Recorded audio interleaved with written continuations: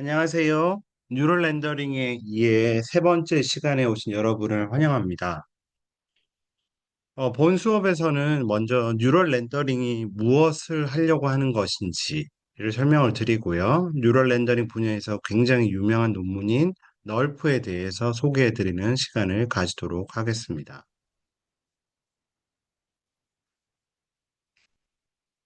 앞서 우리가 렌더링 파이프라인이 무엇인지 설명을 했었죠. 렌더링은 컴퓨터 프로그램을 활용을 해서, 그러니까 컴퓨터 그래픽스 툴을 활용을 해서 어떤 특정한 정보로부터 영상을 만들어내는 과정을 렌더링이라고 보시면 됩니다. 어떤 렌더링 프리미티브를 활용을 해서 사용자가 원하는 시점의 2차원 영상을 만들어내는 것이 렌더링이라고 보시면 되겠고요. 이 렌더링을 하기 위해서, 보다 정확하게는 실감 있는 렌더링을 하기 위해서는 정교한 3차원 모델이 필요하고요. 그 모델의 어떤 질감 정보, 색상 정보도 굉장히 정교해야 될 테고요. 광원의 위치 및 특성도 굉장히 정교하게 정해져야 되고, 그리고 이 광원과 3D 모델 간의 어떤 그 이제 반사 관계들을 정교하게 계산을 해내야 될 것입니다. 그래서 이러한 과정들은 제가 1차 시, 2차 시 때도 말씀드렸다시피 굉장한 기술력과 노동력이 요구가 됩니다. 자, 그래서 예전부터 이러한 그 렌더링에 필요한 시간을 줄일 수 있는 방안이 없을까 하여 다양한 연구들이 진행이 됐었고, 그 중에 한 가지 방법으로 이미지 베이스드 렌더링, IBR이라는 방법이 제안되기도 했습니다. 자, 이 방법은 가상의 컨텐츠, 그러니까 현실에 존재하지 않는 어떤 컨텐츠를 제작하는 방식은 아니고요. 실제 존재하는 사람을 여러 시점에서 촬영을 합니다. 뭐 왼쪽, 오른쪽에만 촬영할 수도 있고 보다 많은 카메라를 써서 여러 개 촬영을 하죠. 그리고 이 촬영한 정보를 토대로 이제 사용자가 특정한 시점에서 이 컨텐츠를 보고 싶다. 자, 그럴 때 이 영상을 만들어내는 기술을 IBR이라고 했습니다. 자, 당연히 이 과정 중에는 3D 모델을 만드는 과정이 반드시 필요하지 않습니다. 생각해 보시면 렌더링이라는 거는 최종 결과물이 2차원 영상이기만 하면 되는 거지 중간에 3D 컨텐츠가 만들어지든 안 만들어지든 그렇게 중요하지는 않죠. 그래서 이러한 것에 착안을 얻어서 사람들이 영상들을 얻어서 그 영상들의 가운데 영상, 그러니까 촬영이 되지 않는 영상들을 생성해내는 그러한 시도들을 과거부터 많이 해왔다고 보시면 되겠습니다. 자, 다만 이러한 기술은 한계가 뚜렷했고요. 퀄리티가 그렇게 좋지 않았습니다. 하지만 AI 기술이 굉장히 발전함으로써 이 렌더링 분야에도 AI를 쓸 수 없을까라는 생각들을 많은 사람들이 하게 됐고요. 그래서 이 뉴럴 렌더링이라는 분야가 나오게 됐습니다. 뉴럴 렌더링은 일단 이러한 다수의 2차원 영상이 존재를 해야 합니다. 그리고 이 2차원 영상들로부터 이 3차원 공간이 어떻게 구성이 되어 있는지를 AI가 이해하도록 학습을 시키고요. 그래서 결과론적으로 뉴럴 렌더러라는 것을 만들어내게 됩니다. 그리고 이 뉴럴 렌더러를 이용해서 훈련에 등장하지 않았던 어떤 임의의 시점의 영상을 추론해내는 것이 이 뉴럴 렌더링이라고 보시면 되겠습니다. 자, 여기까지 이제 뉴럴 렌더링에 대해서 설명을 드렸고, 이제 널프라는 방법에 대해서 말씀을 드리도록 하겠습니다. 이 널프라는 건 이제 뉴럴 레디언스 필드의 약자고요. 제가 왜 이 사람들이 널프라고 이름을 지었을까 궁금해했었는데, 아이들이 가지고 노는 장난감 총 중에 널프라는 브랜드가 있더라고요.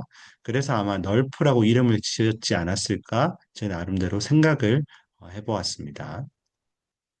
자, 이 널프라는 방식은 아까 말씀드린 것과 동일하게 가상의 시점을 보통 노벨 뷰라고 말하거든요. 이 노벨 뷰를 생성을 해내는데 이 노벨 뷰를 생성할 때 볼류메트릭 씬 펑션이라는 것을 활용을 해서 영상을 생성해냅니다.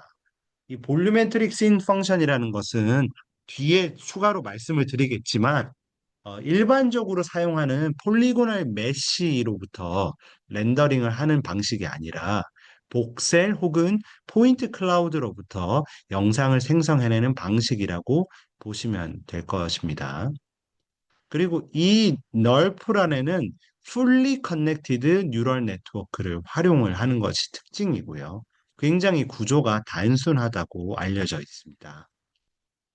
인풋으로는 five coordinate이 들어가는데요. 이 five coordinate은 뭐냐면 우리가 결국에는 특정한 3차원 점의 x, y, g 좌표를 입력으로 넣을 것이고요.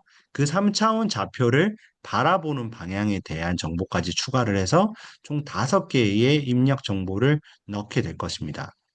그러면 이 5개의 입력 정보를 토대로 그 3D 포인트의 RGB 컬러를 추론하고 그리고 이 그 3D 포인트가 실제로 존재할 확률 혹은 볼륨 덴시티 밀도를 추정해내는 것이 이 널프가 하는 것이라고 보시면 되겠습니다. 뉴럴 렌더러는 이러한 결과값을 추론해내게 되고요.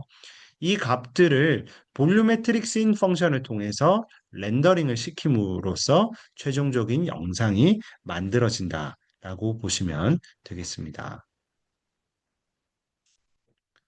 자, 이 그림으로 한 번 더 설명을 드릴게요. 아까 5 인풋이라고 말씀드렸는데요.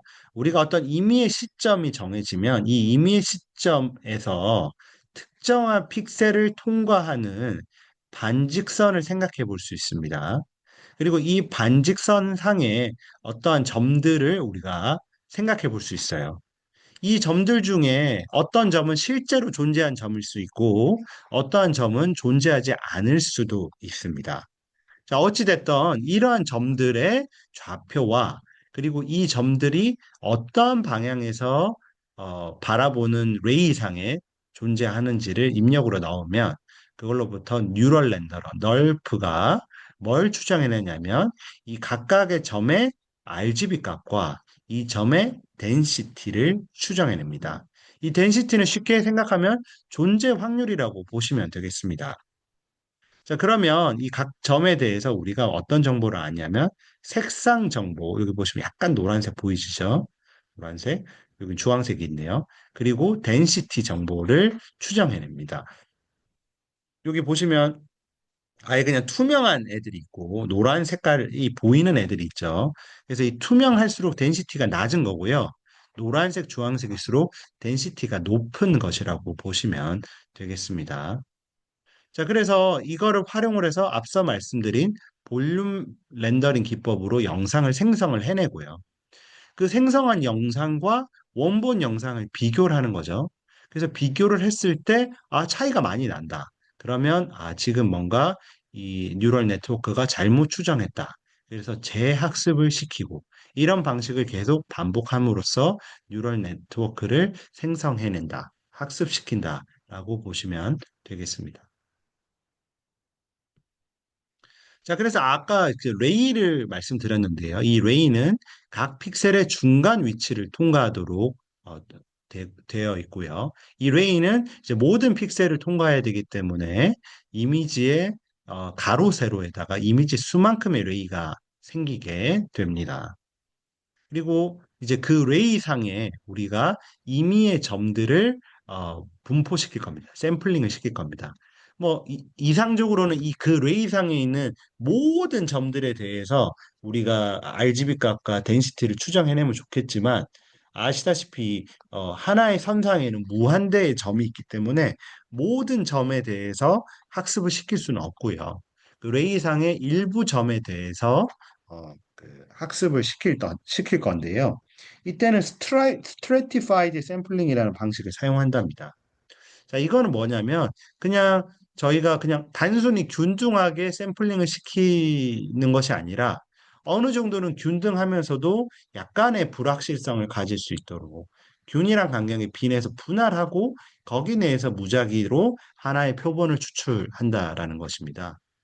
이게 결국 그 뉴럴 네트워크 상에서는 이 지금 추출된 이 점들에 대해서 RGB 값과 그 덴시티 값이 학습이 되게 될 것입니다.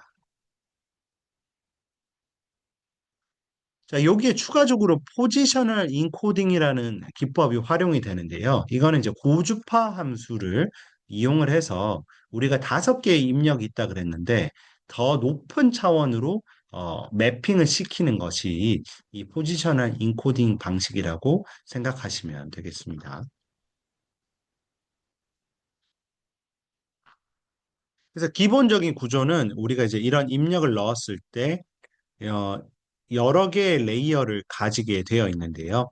이 레이어 상에는 이 그 non-linear 펑션이 렐루 펑션을 활용을 해서 non-linearity를 추구하려고 했었고요. 최종적으로 맨 마지막에는 시그모이드 펑션을 활용을 해서 우리가 컬러 값을 추정하고 또 이 덴시티 값은 여기서 추정하려고 했다라고 보시면 되겠습니다.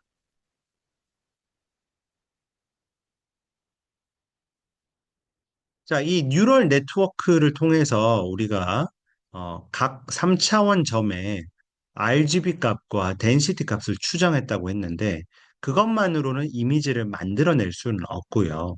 뉴럴 렌더링 기술, 볼륨 렌더링 기술을 활용을 해서 영상을 만들어낼 것입니다. 자, 우리가 그 첫 번째 차시에 보통 컴퓨터 그래픽스에서는 폴리곤al 메쉬를 활용을 해서 3D 컨텐츠를 표현한다고 했는데 그것이 유일한 방식은 아니고요. 다음과 같이 2차원에서 각각의 점을 픽셀로, 그러니까 컨텐츠를 픽셀들로 표현하는 것처럼 어떤 그 복셀이라는 최소 단위의 어떤 정육면체를 활용을 해서 3D 물체를 표현하기도 하고 혹은 다음과 같이 그냥 삼차 공간의 어떤 임의의 점들, 그거를 이제 포인트라고 했을 때 이 포인트들이 보시다시피 뭉쳐 있죠. 그래서 이런 컨텐츠를 포인트 클라우드라고 얘기를 하기도 하는데요.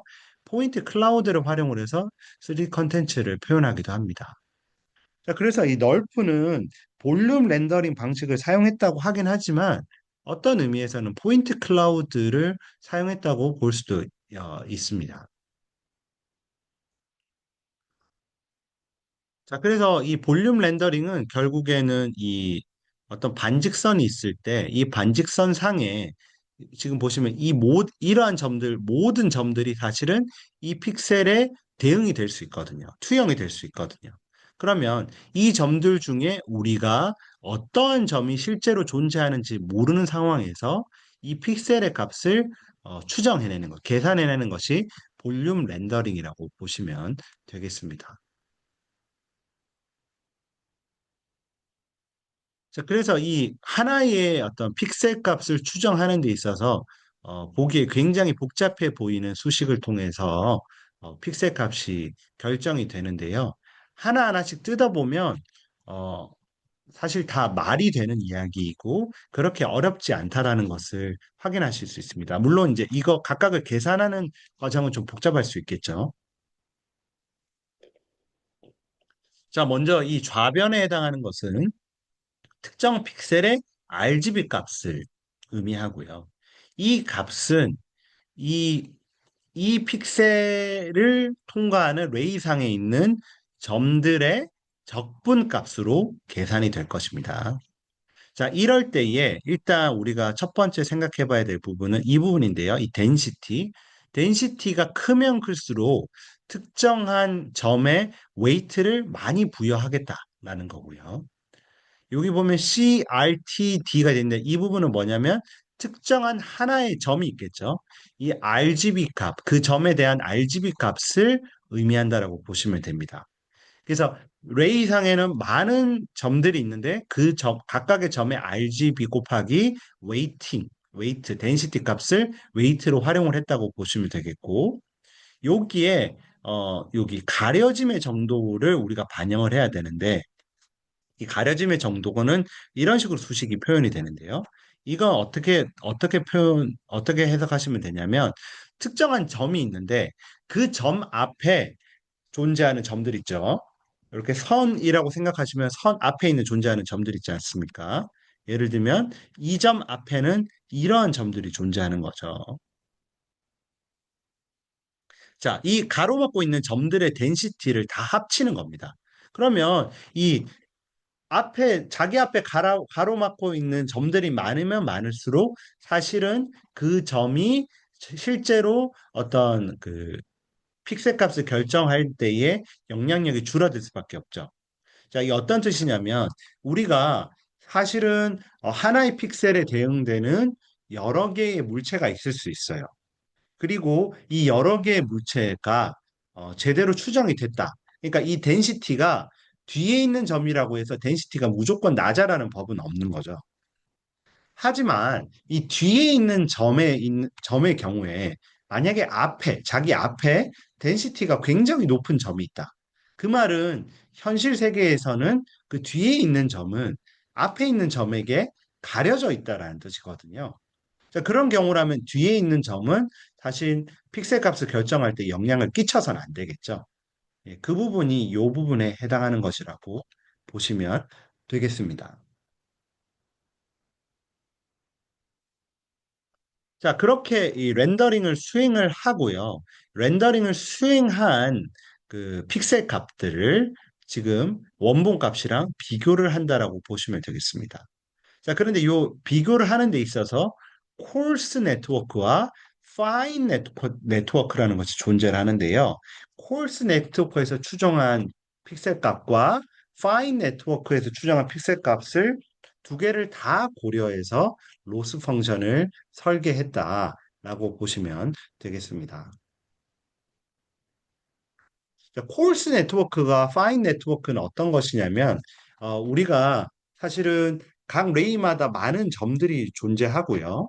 이 점들을 모두 다 사용을 해서 렌더링을 하게 되면 속도가 너무 느릴 것입니다. 자, 그래서 점의 분포를 일단 빠르게 판단을 해서 이 콜스 네트워크의 상에서는 약간 이제 특정한 부분에 점이 많이 존재하겠구나. 그런 거를 판단하는 것이 이 콜스 네트워크에서 하는 일이고요. 그리고 실제로 점의 분포가 많을 것으로 기대되는 위치에서 추가적으로 점을 더 만들어내서 학습을 시켜요. 그게 파인 네트워크인데요. 그래서 이 콜스 네트워크와 파인 네트워크의 그 결과를 두 개를 합성을 해서 최종적인 영상을 생성해내는 거라고 보시면 되겠습니다. 어떠신가요? 이 딥러닝 쪽 연구를 많이 하신 분들의 경우에 있어서는 사실 이런 구조가 굉장히 단순하다고 생각이 드실 테고요. 물론 이제 딥러닝 관련 연구를 처음 하시는 분은 복잡하다고 생각하실 수도 있을 텐데 이 널프라는 이 연구는 비교적 간단한 네트워크 형태로 굉장히 실감 있는 영상을 생성해냈다고 하여 많은 사람들이 관심을 가졌던 연구라고 보시면 되겠습니다. 자, 그래서 실제 이 저자가 그 널프에 대해서 설명하는 영상을 준비해 보았습니다. 한번 같이 보면 좋을 것 같습니다.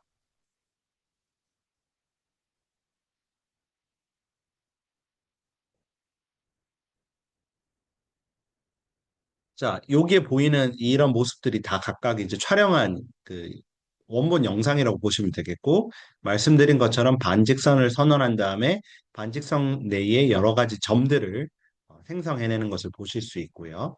이 뉴럴 네트워크, 널프는 이 반직선 상에 존재하는 점들의 컬러 값과 존재 확률을 계산해내는 네트워크를 학습시키는 거라고 보시면 되겠습니다.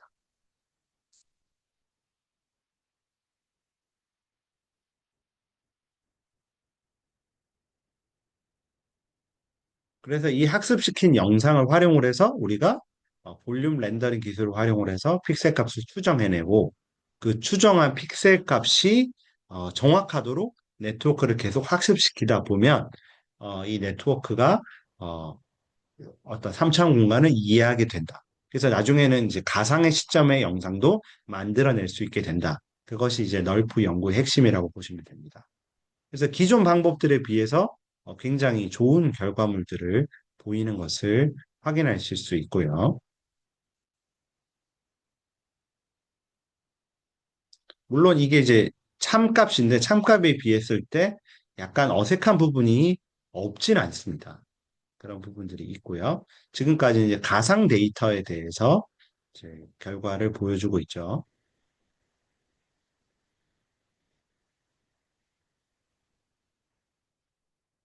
보시면 아시겠지만 광택이 많이 나는 영상을 그 컨텐츠를 렌더링 하는 데 있어서 과거 연구는 조금 아쉬움이 많았는데 그거에 비해서 널프는 굉장히 선명하게 그 렌더링을 해내는 것을 보실 수 있고 이제 다양한 컨텐츠에 대해서도 좋은 결과물을 내는 것을 보실 수 있습니다.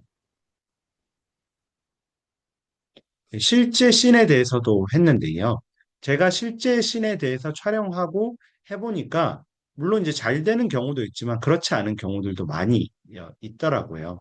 그래서, 널프가 만능은 아니다라는 생각을 하게 되었습니다.